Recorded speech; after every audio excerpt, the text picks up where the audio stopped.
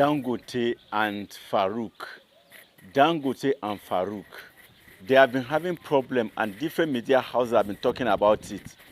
But there's something I want to say about what is happening between them.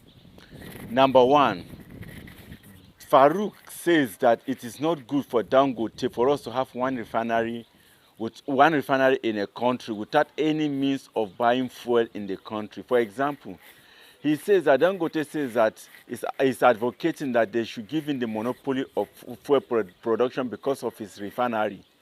What it means is that he should be the only person that will be feeling Nigeria will be buying fuel from him, because his fuel is capable of containing Nigerians and Africa and other countries. So since he's producing in large quantity, there's no need for other people. So he will work with them and see how he will be the only person to be supplying Nigerian fuel. But now Farouk says no, because Farouk says that you cannot be the only person supplying fuel for a country. Why? Because it will lead to monopoly. If there's not anybody doing the business, you are the only one now will stop anybody, and you are the only one doing the business. It means that you can decide the price of the good because there's no option. It is only you. And Farouk says that he says no. But Dangote says that when he was making the refinery, he had it in mind that he's going to cater for the needs of Nigerian consumers, so that that's the quantity that he'll be producing will take care of Nigerians. But Farouk says no. So it is because of altercation like this that led Dangote to even accuse Farouk and says that 5 of his children, is it 5 or 3? No, I think 5 of his children are studying abroad, and Farouk is paying $5 and $5 million per term. $5 million per term, Nigerian money. $5 million per term for the 5 children. That is 1 million each for each student in secondary school. Dangote that has refinery, he has different companies, fertilizer company and other companies. He says that he cannot afford to pay his children's school fees. That is $5 for his children in a school per term or per semester, per term. So that led to the accusation, because Dangote says that he's going to sue Farouk and university and secondary school in abroad that Farouk's children attended. We are going to play the videos for you people to see it. This is a very serious thing that is happening now. But I think Dangote should not have the monopoly of fuel production in Nigeria. Companies like Shell should be there, so that there will be competition. So that if he wants to go SS, the other company will be an option, and other companies outside the country. That is it. And then again, it's not easy again for somebody like Dangote having put a lot of millions and millions of dollars or billions of dollars in a company like this, and he believes that Nigeria is the #1 place that he should gain. And he had Nigeria in mind when he was establishing the refinery. And then now something is happening. It is not good for Dangote too, because it will affect him drastically. But the thing is that there should not be monopoly of power. But there is something that we should understand. When you listen to the video, you hear a lot of things. Dangote says that no matter what will happen, no matter how the unfavorable, how government policies will be unfavorable to them, that they will never close up. They will continue to manage until the right government comes. That is not what I'm going to. That's not what I'm going to concentrate on. What I'm trying to concentrate on is what happened before Dangote started this refinery. Before Dangote started his refinery, remember it was Buhari, late Buhari, that was the president. I think it was almost 1 month or 3, not more than 3 months or weeks before Buhari will leave office. Buhari has to rush, and government had to rush and do everything so that Buhari will approve that refinery. Why is it that it was rushed so that before Buhari will end his tenure, that refinery will be approved? It's a question that needs to be asked, because definitely they know that possibly Tinubu is coming, and Tinubu is not definitely going to accept, because it seems it is clear that Tinubu and Dangote, they are not in good terms. Like when Obasanjo and Dangote, Obasanjo was the president, he helped Dangote a lot. But Tinubu, when Tinubu was coming, there was rush before Yar'Adua would leave office. He approved the company, and when he approved the company, when Dangote started, even before the production, there was a lot of problems, and the problem of Nigeria saying that he has to be paying what and what in dollars, everything to be done in dollars. There is a lot of problem, and that company has been having problem all through this channel. But we are watching to see. What we pray is that at the end, everything will favor us. But we are going to give you the solution. But watch the video first. At the end of the video, we are going to comment and tell you what you should expect, because this is not a simple thing. Now we have heard that Farouk has resigned. He was asked to step down, and the investigation will be going on. We don't know how. We have not substantiated that fact. But let us wait and see. At the end of this video, we'll give you comments so that you understand, because you will know that we always bring you the idea and we see this thing beforehand and we'll tell you. Just enjoy and watch the video first. Then later you will hear our comment and solution way forward and what is the cause of this problem. Enjoy. Dangote Refinery is still in the pre-commissioning stage.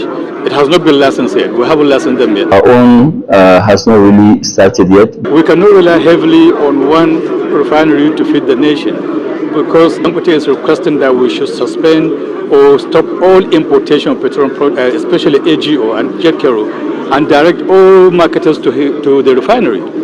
That is not good for the nation in terms of energy security, and that is not good for markets because of monopoly. We called all sorts of names, monopoly. And let other Nigerians also go and do it, because we are not the only Nigerians here. Dangote Refinery, as well as some modular refineries, like Walter Smith Refinery, Arada Refinery, they produce between 650 to 1,200 ppm. So in terms of quality, their quality is much, much inferior. In terms of quality, we are doing very, very well. Nobody can produce anything better than us. Nigeria is supposed to be the refining hub of not even West Africa, of the sub-Saharan African region. You know, we have the crude and we have the refineries. If our own, continues to work, you have the NNPC's refinery. So our own and NNPC is over 1 million tons. 1 million tons can feed the entire West Africa and Central Africa. So, and I don't know why, we should continue to allow, some corrupt government officials to try and destroy a whole sector of the economy. And I think it is something that when you look at it, I've had actually people making complaint about, a regulator who has actually put his children in secondary school. And that secondary school education, which is 6 years, 4 of them cost Nigeria $5 million. You cannot imagine somebody paying $5 million for educating 5 children. Even my own children, they didn't go to those schools. My children went to Nigerian secondary school. They didn't go outside Nigeria to attend to secondary school. I don't know about your children, Tony, but mine, yes. So, and this is a system that, some of us, because you know what, we're taxpayers. When people are complaining, we also complain, because the issue is that, yes, when I pay tax, I want to see that my money is being put to use, not to be stolen. But today, as we speak, the